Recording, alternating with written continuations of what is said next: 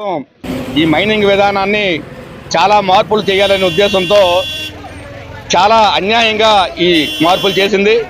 ఆంధ్రప్రదేశ్ మొత్తానికి ఒక మైనింగ్ చట్టంలాగా చేయకుండా ఆంధ్రప్రదేశ్లో ఉన్న విజయనగరం జిల్లాతో పాటు ఇంకా 3 జిల్లాల్లో మాత్రమే మైనింగ్ గేట్లు ప్రైవేట్ వ్యక్తులకు అప్పచెప్పి చెక్ పోస్టులు పెట్టారు. మిగిలిన ఏ జిల్లాలోనూ చెక్ పోస్టులు లేవు. ఈ చెక్ పోస్టుల వల్ల చాలా ప్రజలు కానీ రైతులు కానీ కార్మికులు కానీ ఇబ్బంది పడుతున్నారు.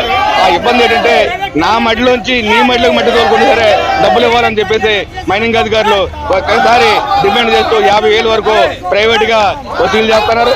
అలాగే ఇంటి అవసరాలకి పునాదులకు కానీ లేకపోతే కళాలకు కానీ పొలాలకు కానీ మట్టి తోలుకున్నా రాయి తోలుకున్నా డబ్బులు ఇవ్వాలని చెప్పేసి డిమాండ్ చేస్తూ మొత్తం వ్యవహారాన్ని అంతే ఆపుతున్నారు.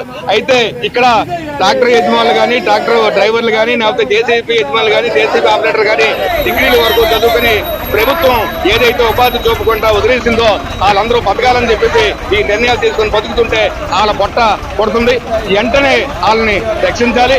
ఏదైతే వాళ్ళు మైనింగ్ ఏదైతే అవసరాలు ఉన్నాయో రసం నుంచి తోలే పెక్కకి మాత్రం వసూలు చేయాలి తప్ప మట్టికి రాయికి ఇతర కంకర్లకు కూడా వసూలు చేసే విధానాన్ని వెంటనే విరమించుకోవాలి. ఈ ప్రైవేట్ గేట్లు ఏదైతే ఉన్నాయో ఇవన్నీ ఎత్తేయాలని చెప్పేసి మేము సిఐటిగా అలాగే రైతుల పక్షాన మీ అందరినీ పోరాటం మొదలు పెట్టాం. ఆ వెంటనే స్పందించి అధికారులు కొలువు చేసుకుని వెంటనే ఈ విధానాన్ని రద్దు చేయాలని చెప్పేసి మేము వెంటనే